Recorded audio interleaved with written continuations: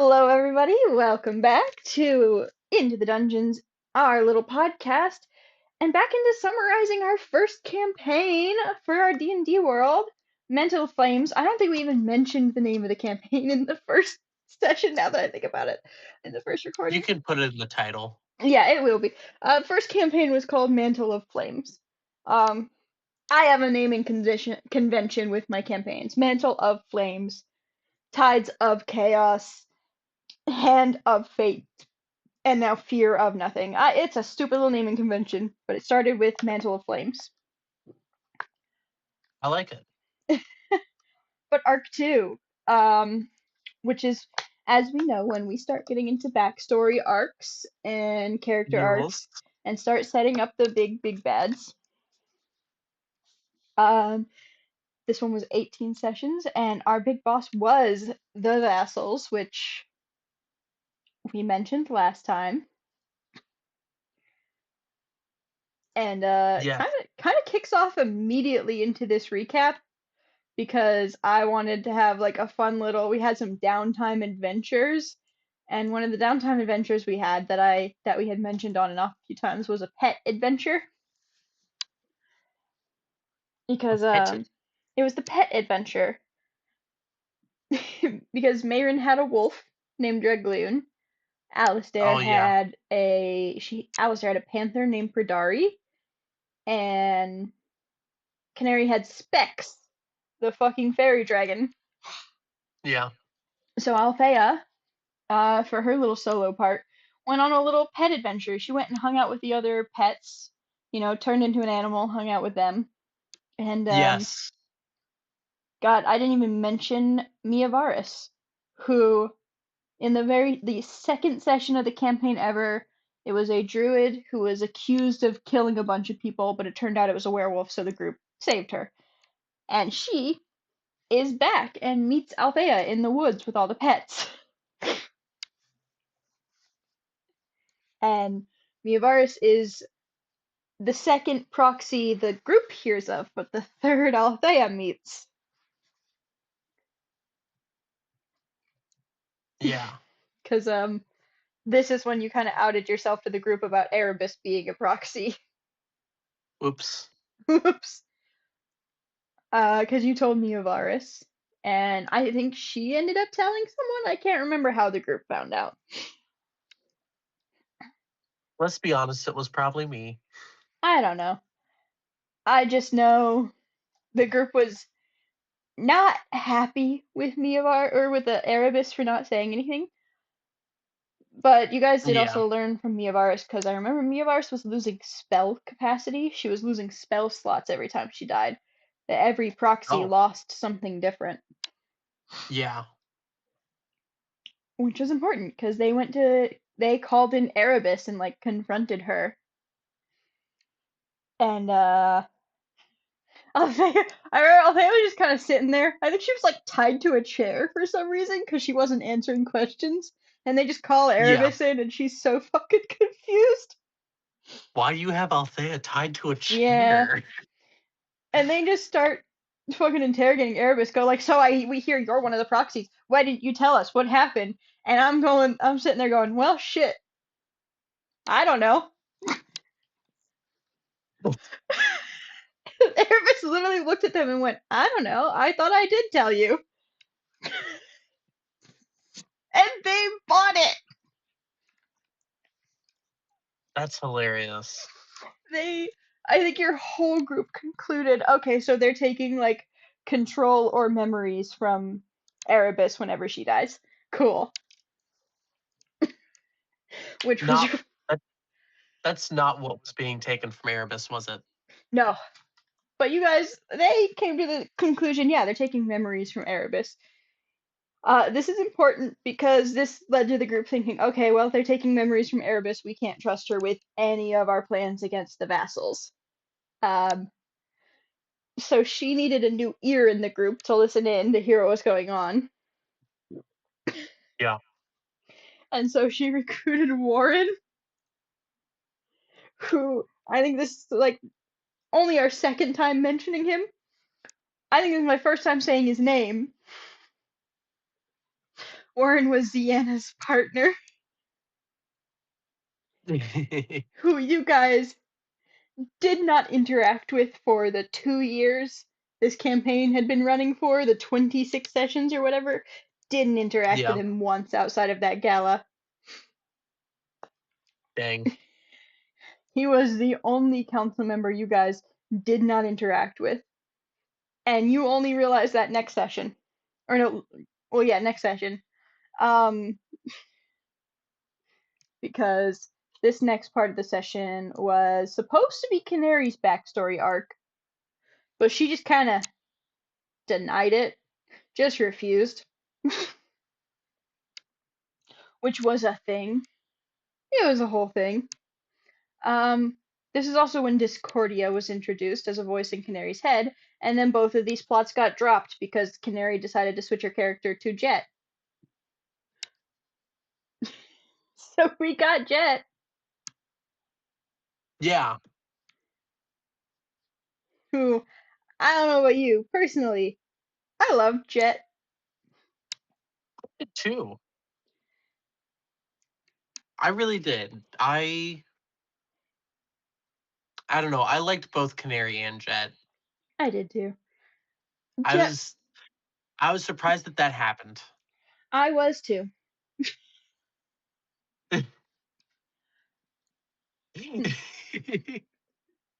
Character switches don't tend to go well in our campaigns thus far. It's only happened twice.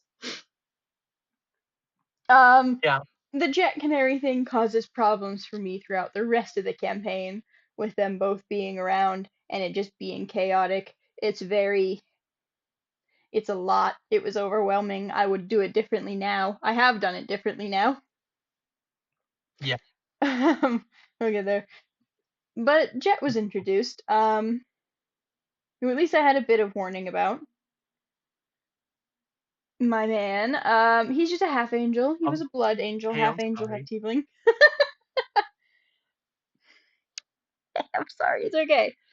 It always leads to such sweet boys, though. It does. So yeah, so Jet is introduced and he's taken around and introduced to people. And I have written down here a few of the important interactions because he was introduced to literally everyone in the council and the city, and it was this whole fucking scene. But just some of the important ones were Erebus, of course, who at first hated Jet, but then seemed to out of nowhere warm up to him next session. Totally not suspicious at all.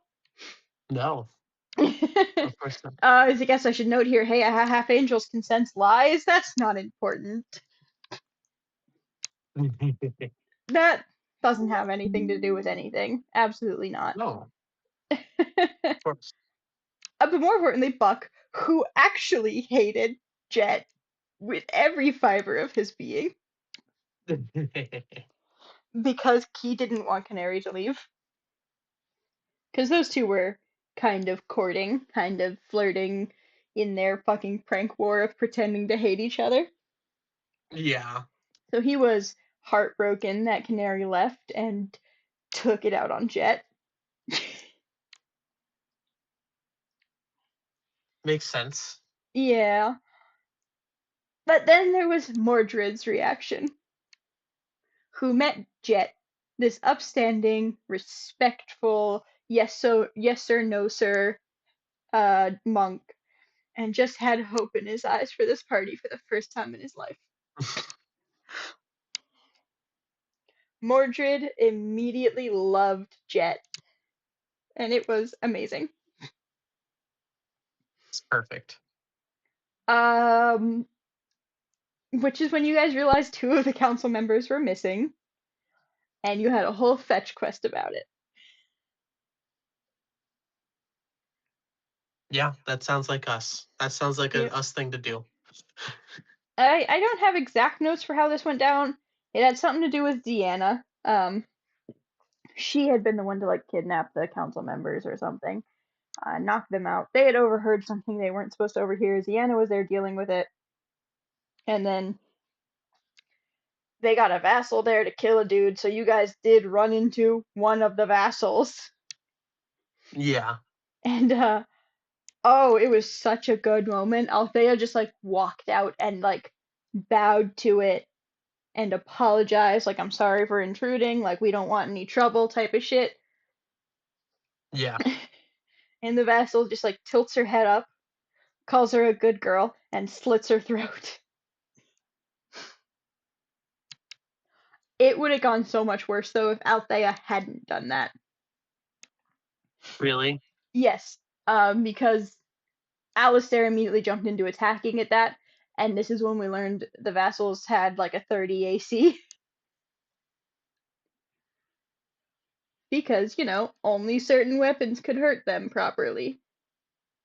Oh, yeah. They had a 30 AC and took like a quarter damage from normal attacks. It was ridiculous. Um, but they like attack it once, and the vassal just kind of stares at them. And because Althea's placated it, it just walks away, just leaves. But this is when they learn that the vassals, steal souls. What's funny though is they were like, "Oh, Zienna's in the city. Maybe we should go ask Warren about her." And it was a session after I had decided Warren was turning to the evil side. It was a session too late.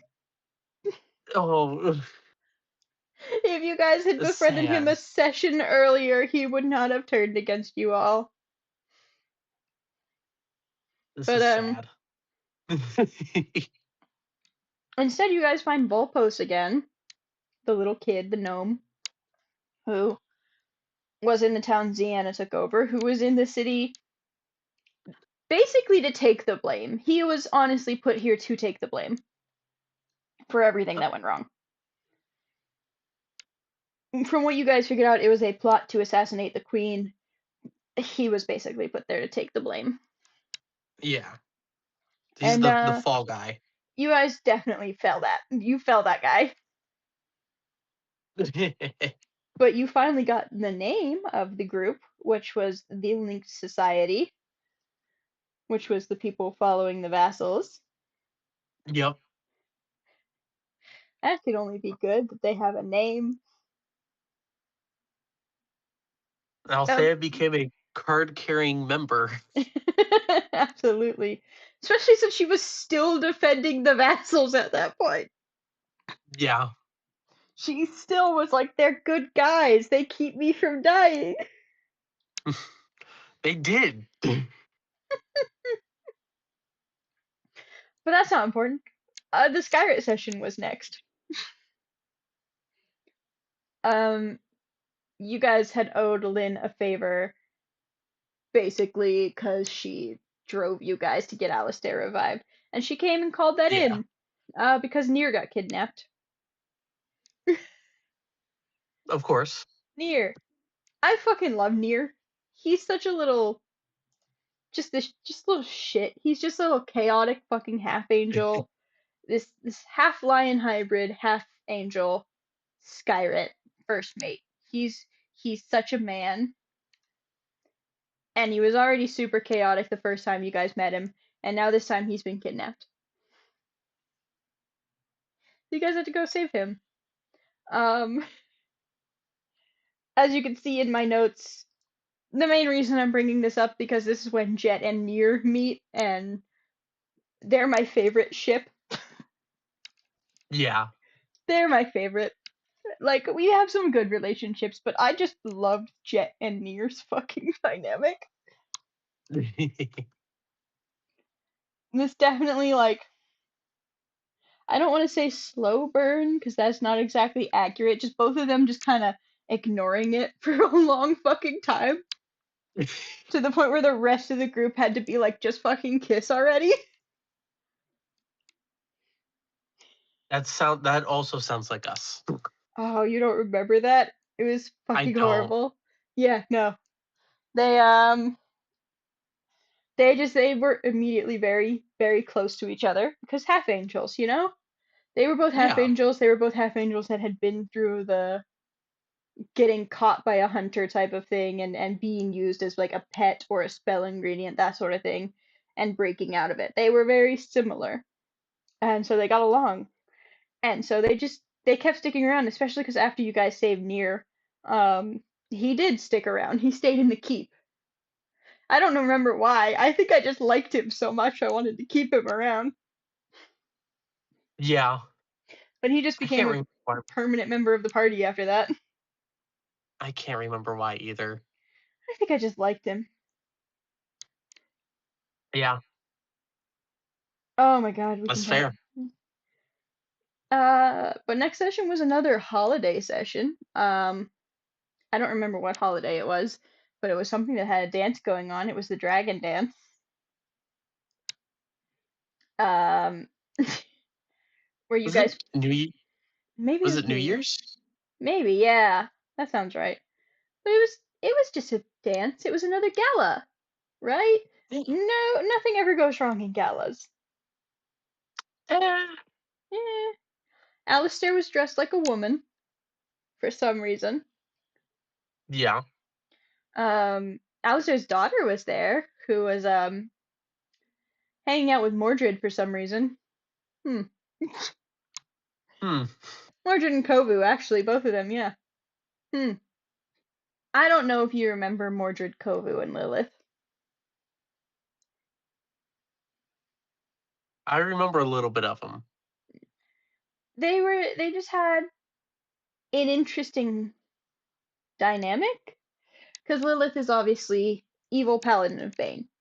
Mordred, Yeah. the most morally sound head guard in training, stick in the mud motherfucker ever to appear. And then Yeah. we threw Kovu into that group, who is also around their age, but is a former cult member, high ranking assassin who loves nothing more than to antagonize people. And I made them a throuple. Because I was like, I there remember is no way in hell at least two of them aren't interested in each other, but I couldn't decide who I wanted to make a couple, so I made them all a couple. I remember walking into a room with all three of them at one point, and one of them was like hanging out in the rafters playing pranks on the other two. Yeah, that was Kovu. Yeah. They definitely were that type. Kovu was such a little shit, and I loved him. I don't remember anything about what we talked about with them. I just remember they were all three in a room and Kovu was up in the fucking rafters just Fucking with messing him. with the other two. Yeah, that's what Kovu did. If you wanted Kovu, you had to look up. He was climbing somewhere. Yeah. He was just such this chaotic fucking energy.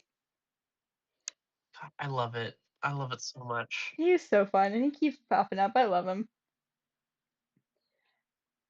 Fucking hell. But between him and Nier, it was such a fun dynamic of NPCs. But the more important thing that happened at this dance was you guys noticed Erebus leaving. And, got another face to face with a vassal because she wanted to confirm your guys' theory that they were taking memories totally. Yeah. Um, and this is actually where you learned about Erebus's backstory. Because I loved her backstory. I don't know if you remember anything about Erebus's backstory. I remember that she had an adventuring party that she hung out with. Hmm. I don't remember what happened between them that I feel like she kind of left them to be with the vassal, to like hang out with the vassal, but I don't No. remember why. No. Um, she had a group of 9 called the Steel Hydras. And they were top tier adventurers, level 20. And as all top tier adventurers do, they decide we can take on the strongest threat in the world. And so they found their way to the Forbidden Sands and decided to take on the Tarrasque. And they got wiped. Erebus was the only survivor, and their wizard put the last of his life into sealing the Tarrasque away. Well, that's unfortunate. Yep. So Erebus is a former adventurer who lost her entire party and one of her eyes in one fight. That's where you guys learned that. You got to learn about her fighting the Tarask. Tarask. Tarask, who still has not come up in the campaign yet. You guys, he has been a looming threat since campaign 1. The Tarask. I know where he is. I know what he's doing. We have not found him yet. No, We will not like fight my him. Tarask. No, your Tarask was front and center. Yeah. Well, Still chained he's though. needed. Tarask is needed to kill a god in my world. That's not needed in my world. There's other ways to do that in mine. Very true. But yeah, the Tarask. He's hanging out, and he wiped Erebus's entire party, so she's retired, supposedly. She ended up with the vassals. She ended up with the vassals. Um, She. Jesus. But that gets us more into background arcs more. Um, Yeah. we've already had Canaries got denied. Althea's is the overarching. It is continuing to go on. Althea's was the one I couldn't place. I couldn't determine when it would happen because I had to wait for you to die. Yeah. So we went on to Mayrin's. Another Mayrin backstory arc, kinda. Um, because her cousin, the crown prince, got killed, and her favorite uncle was getting blamed. It was always the uncle. The uncle was always up to something. Yeah. Well, he hung out with dragons instead of people, so he was the Yeah, weird one. he was the weird one. But her cousin, the crown prince, got his heart ripped out. So, yeah, Melkor was getting the blame for that. And the group went to help. They went to clear his name. Yeah, as you do. This is important because you guys went to like talk to Melkor's dragons, which were chained under the palace, just to, get their story, see what happened. And you Yeah. found two other people talking to the dragons.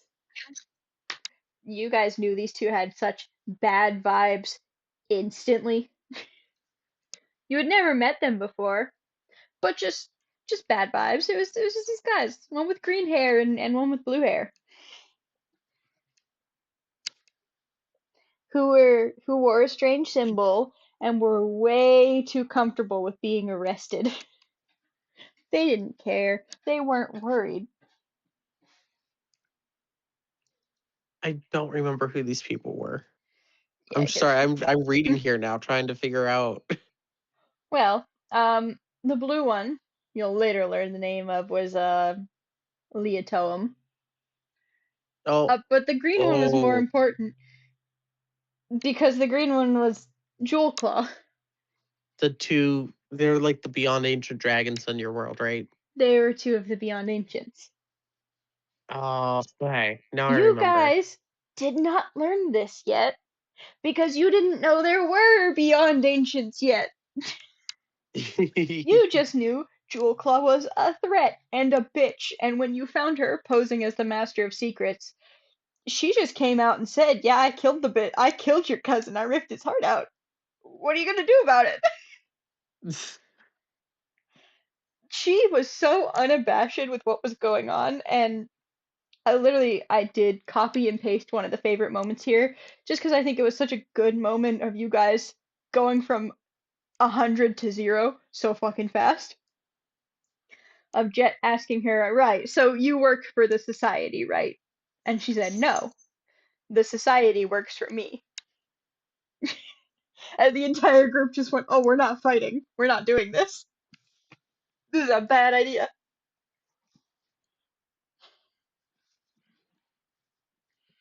But Oh yeah, my god.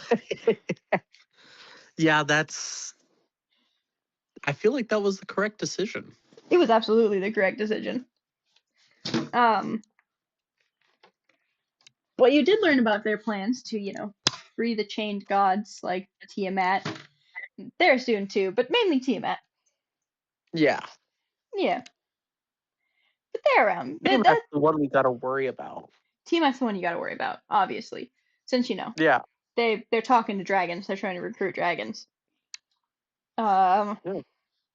especially when Jewel Claw became an even bigger issue. One issue our first group had was they gave up very easily.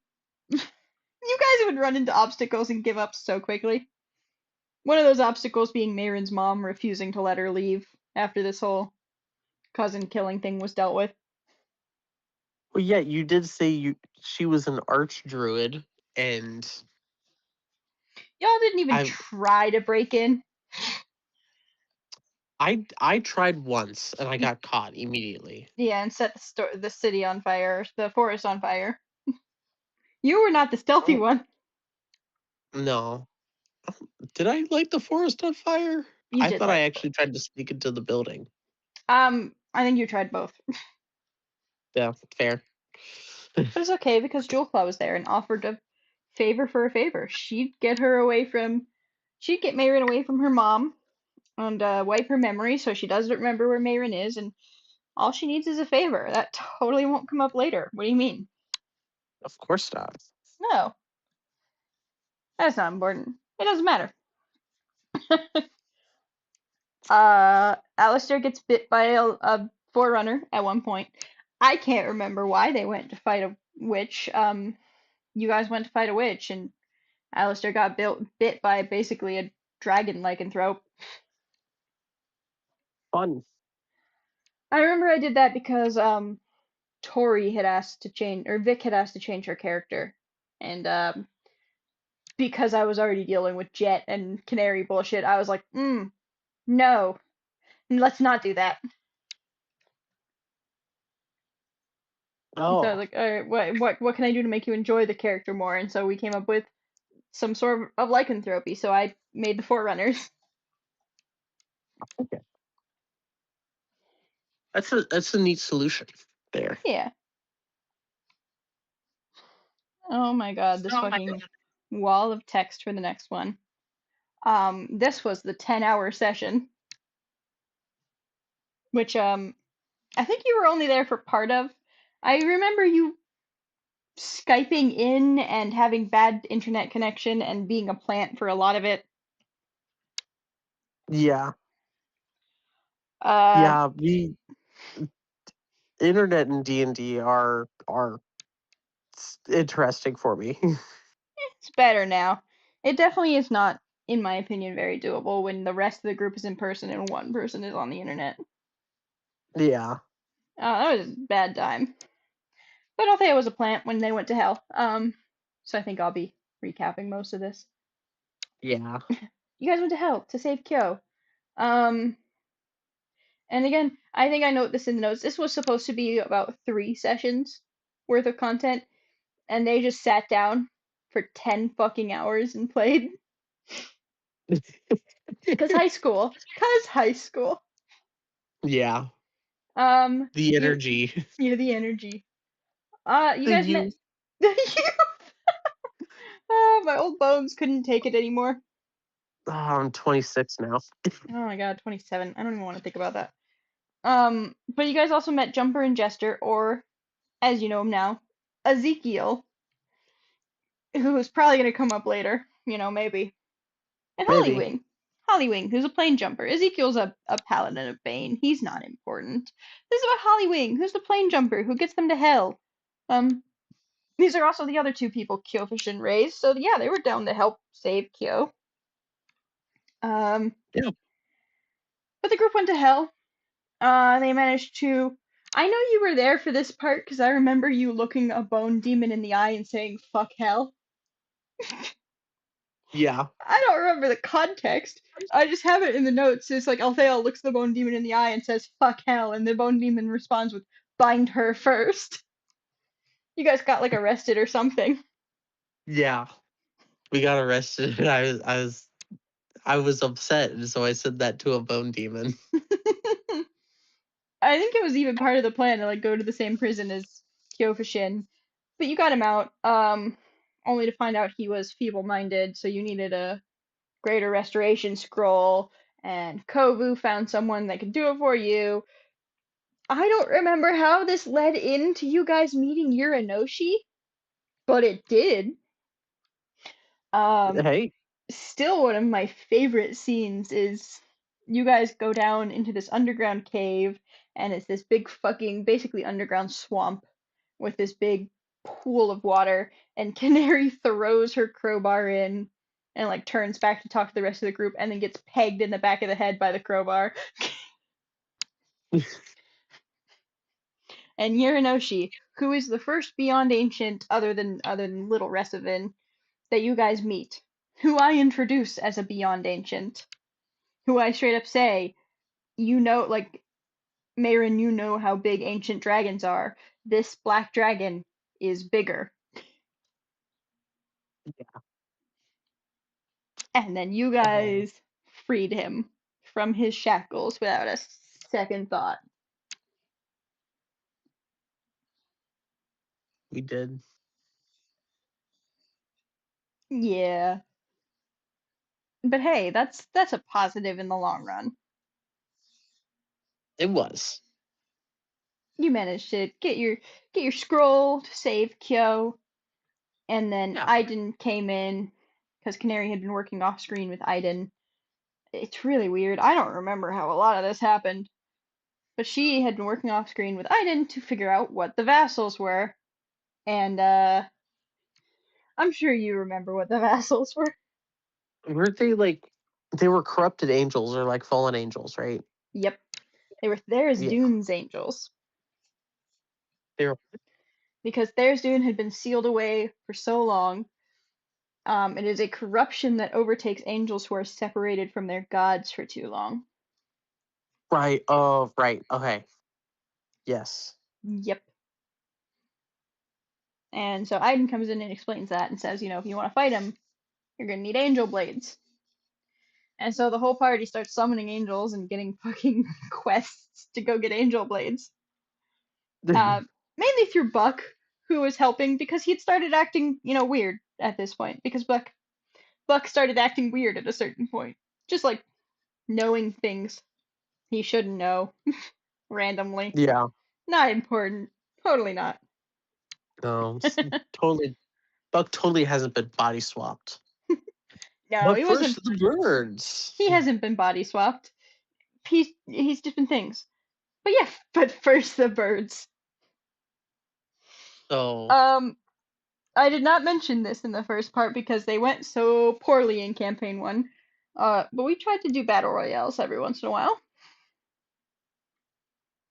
yeah. Um, This particular battle royale was over very quickly, very and quickly, it went very poorly for I'm pretty sure everybody.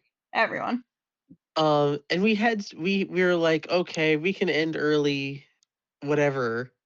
We'll just role play here for a little bit longer. And I, out of nowhere, I don't know why, when we ran out of space, I combined our library and our aviary. I've got a peacock. There's a peacock in the corner, yeah. There's a And then peacock in the corner. the group decided this meant you needed more birds. Well, I what the line of thought that I remember was I had the peacock and I got it from the black market. The reason why I got it from the black market, watching puppet shows, The puppet show speakeasies. yeah, was because um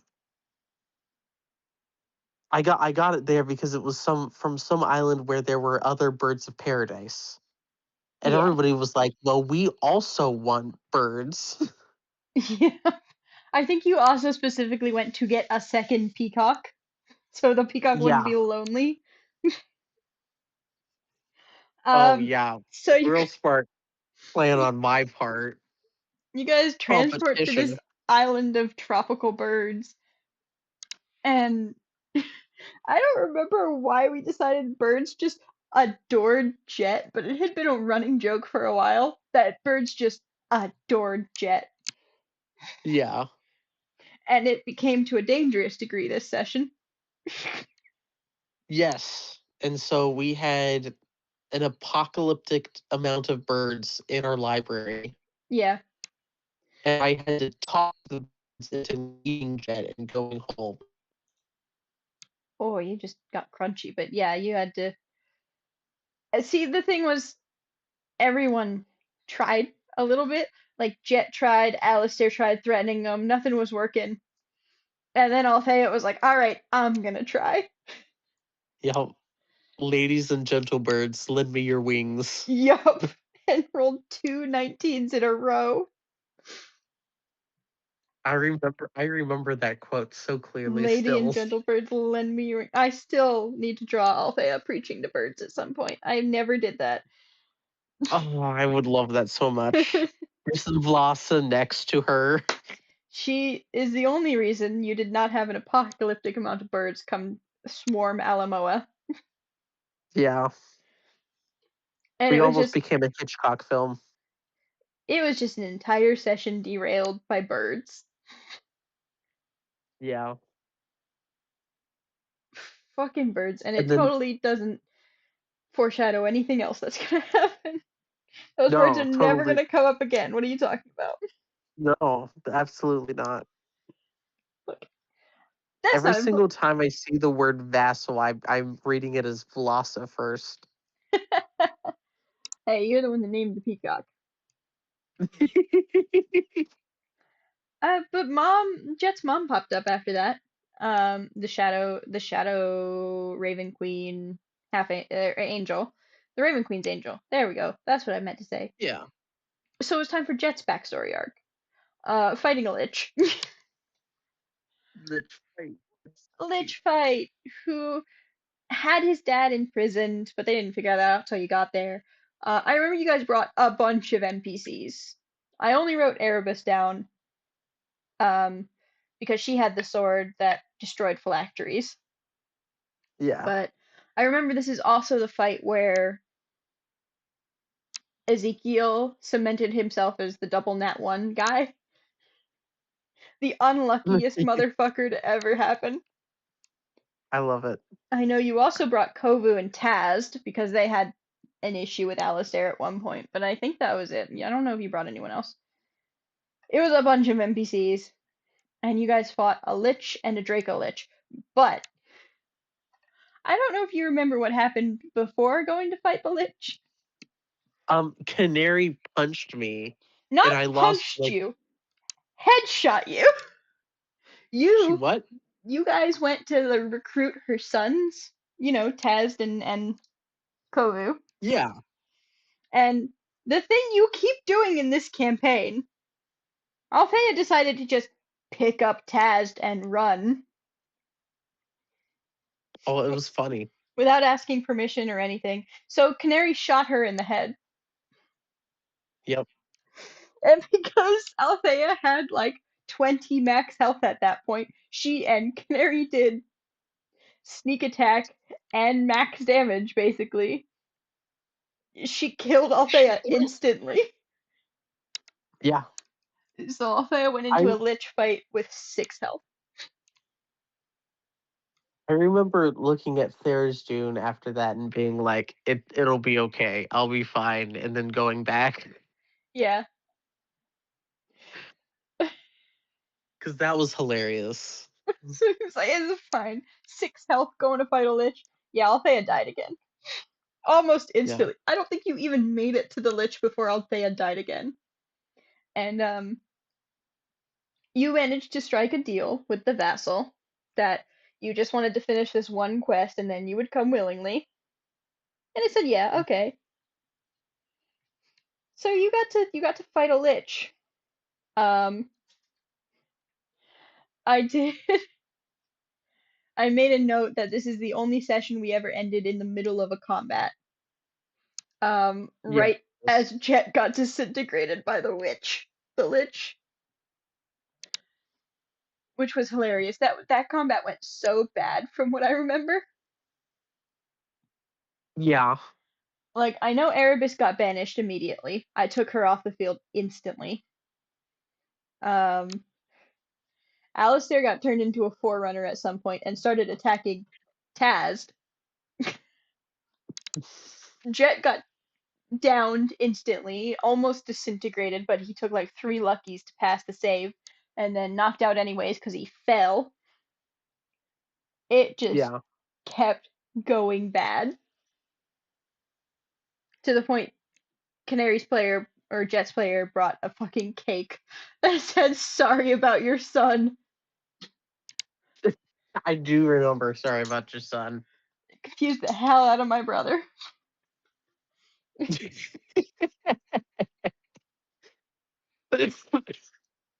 Oh, that's hilarious. I almost forgot about sorry about your son. Sorry about your son, R.I.P. intern. Because Jet was still, that was another one of the running jokes, was the interns. Because Jet was considered an Yes. intern, and then after Jet was promoted to proper member of Church and State, Nier was made an intern.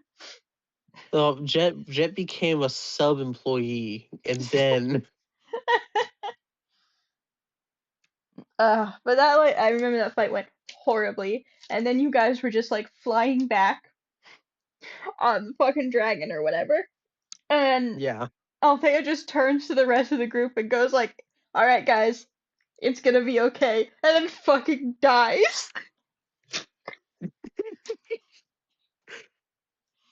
I Jet remember that. That was hilarious. fucking dropped dead, and the entire group panicked.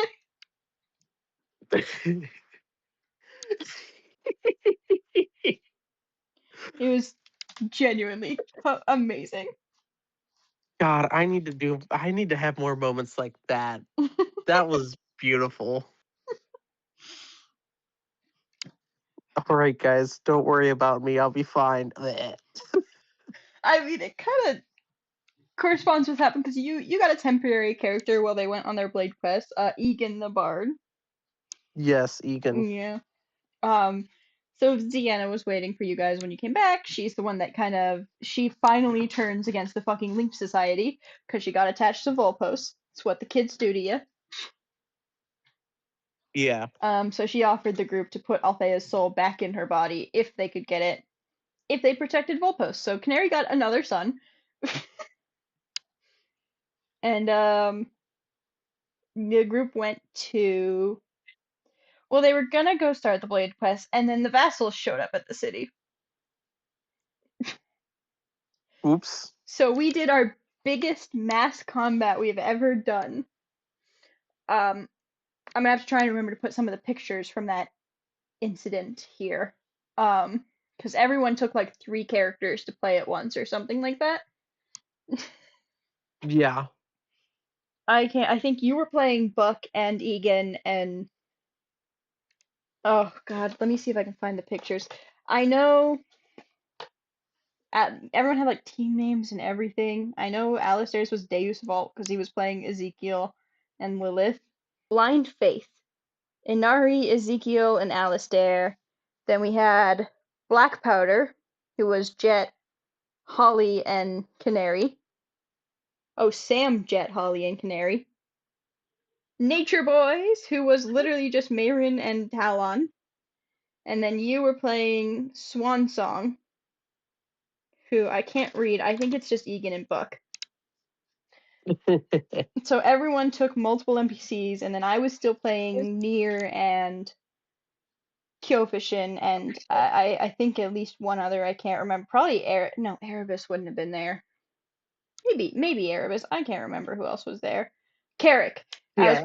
I was playing Carrick, Kyo, and fucking, I already forgot.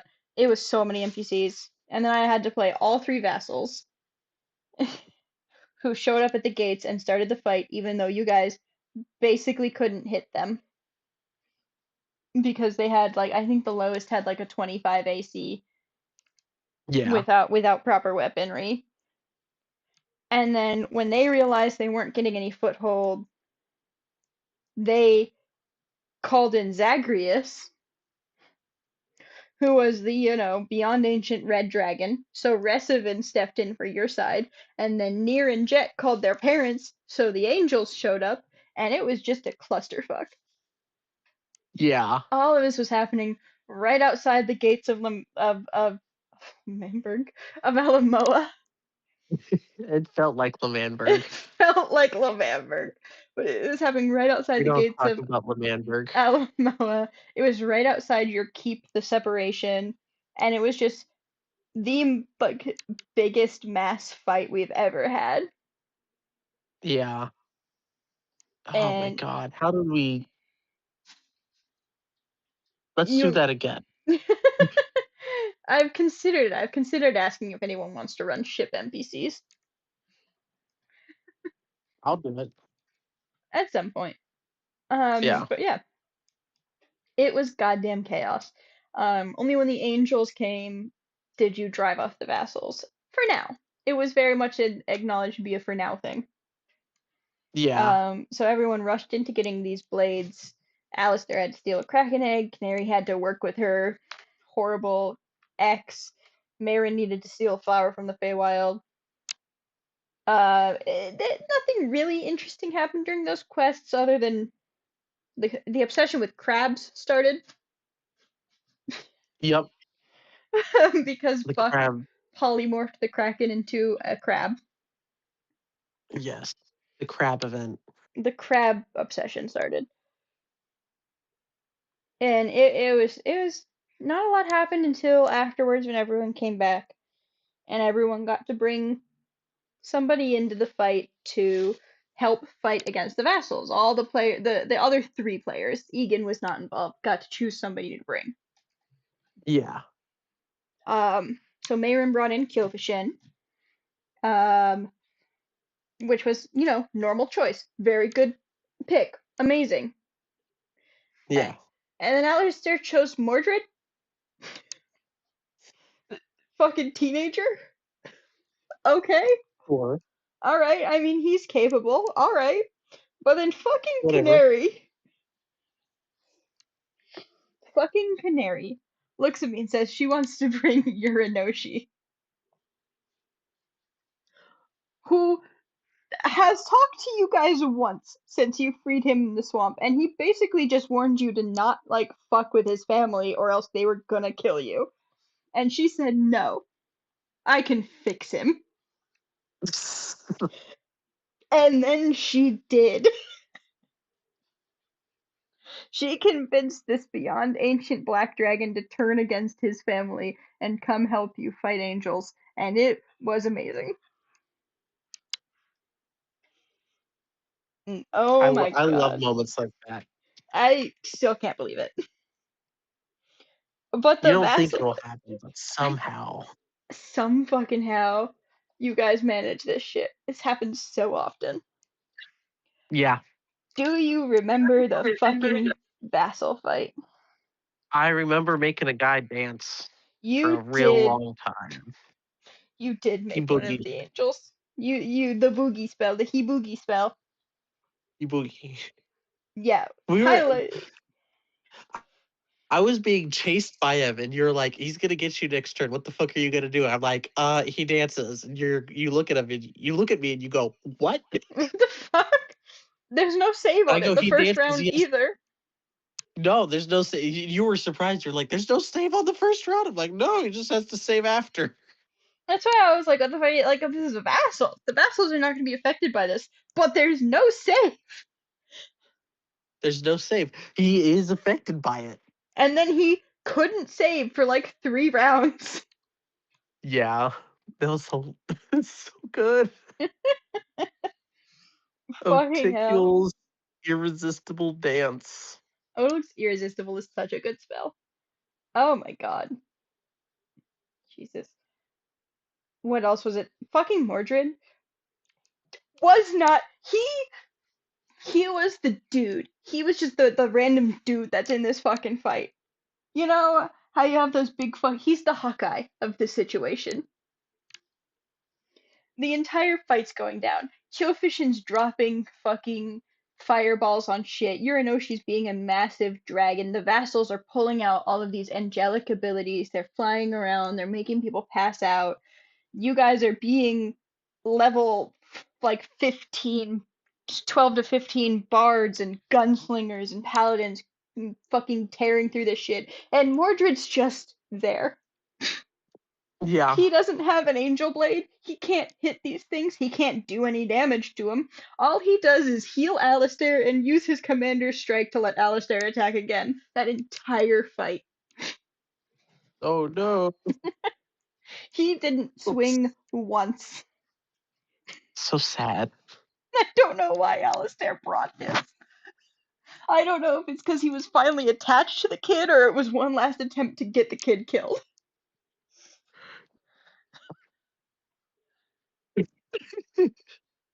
Um, Sorry about that. Other highlights include Alistair using some sort of spell to get a plus 22 to hit. Still don't know how he did that. Uranoshi picking up a vassal and fastball specialing it across the battlefield. Oh, this is the session where Canary started to sound like a Boy Scout. Because of the cat. What does that mean? Well, Bee's allergic to cats, and Oh, this is yeah. the first session where my brother had brought home Fiona or Stanley, one of them. Yeah. I think it was Fiona, the very friendly cat that really wanted to be in Bee's lap. So Bee started sounding like a fucking Boy Scout in like the boss battle. But yeah, Alistair and Mordred finally getting along, healing each other. The only time Alistair has ever used a healing spell on anyone but himself, and it was on Mordred. I think they like Of each course. other. I think they're friendly friends. Maybe. And Mayrin killing all three vassals. The head vassal with her magic arrow, the one-shot wonder. Of course. Oh, the one shot wonder. I almost forgot Yep. about it. The once every like 6 months in game, she had a percentile chance to instantly kill an enemy. I don't remember what else she used it on, but it was always in very interesting circumstances. Always in dramatic moments. Yeah. Um, And then I came and back. then they revive Althea and Yeah. Egan's end. I think Yeah, it kind of mirrors Althea's death with how abrupt it was. yeah, what was it? Didn't Canary just immediately behead Egan? He immediately turned around and dome shot him. Just I love it. execution style. Yep. Uh, Yuri got into a bit of trouble with the other Beyond Ancients, but he gets out of that no problem. Jewel Claw's just there to gloat and be a bitch, and God did everyone, Mayrin especially, hate Jewel Claw at this point. She literally was just the bitch. I'm sure you said you've been watching the Critical Role stuff from Super Geek Mike. Yeah. Yeah. I know you see the influence. Jewel Claw is definitely the most heavily influenced off of Raishan, but I just wanted to make her worse. Yeah.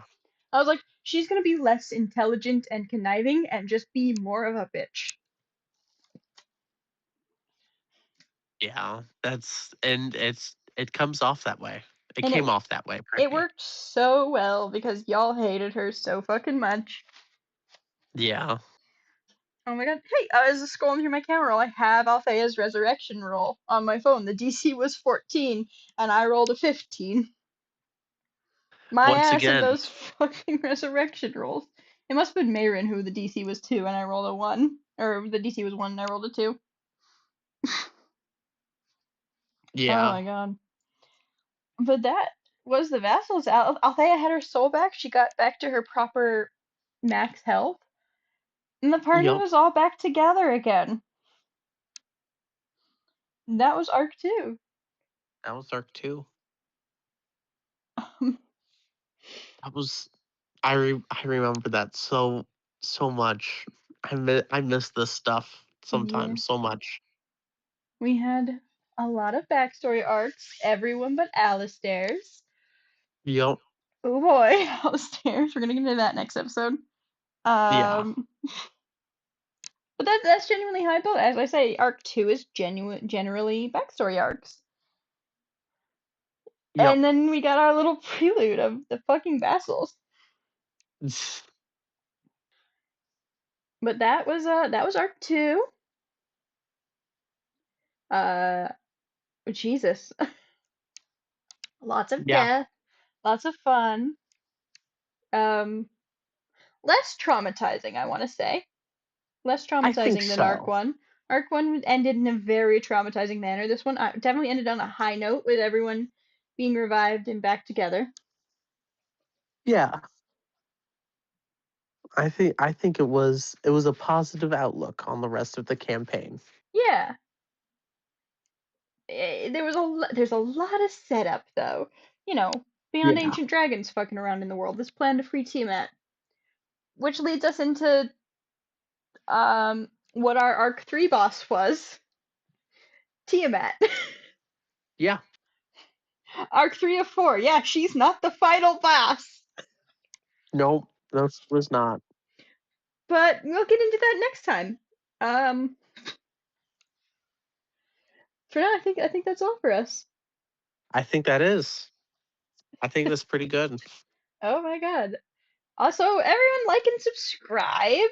If you want more of this, Yeah. more of our shitty little recaps and making jokes, just so you can get in on some of the inside jokes of this group that we're gonna keep saying. And learn more about And Buck since he's now in campaign 3. yeah. And of course, if there's other stuff you want us to talk about, please let us know down in the Please doobly doo below. absolutely leave a Uh comment. yeah. We need Not more as ideas. not as if we don't already have like a list of ideas, We definitely do. but More yeah. is always But better. we always want more. So please, if you I'm have any questions about the current campaign, past campaigns, or just anything you want us to talk about, let us know. and we will totally at some point do Monster Manual Smasher Pass at some point. And we need an episode just going on about NPCs because I want to rant about all my NPCs. I'm down for it. I love my NPCs. But Yeah, yeah. So we'll definitely have all that in the future at some point.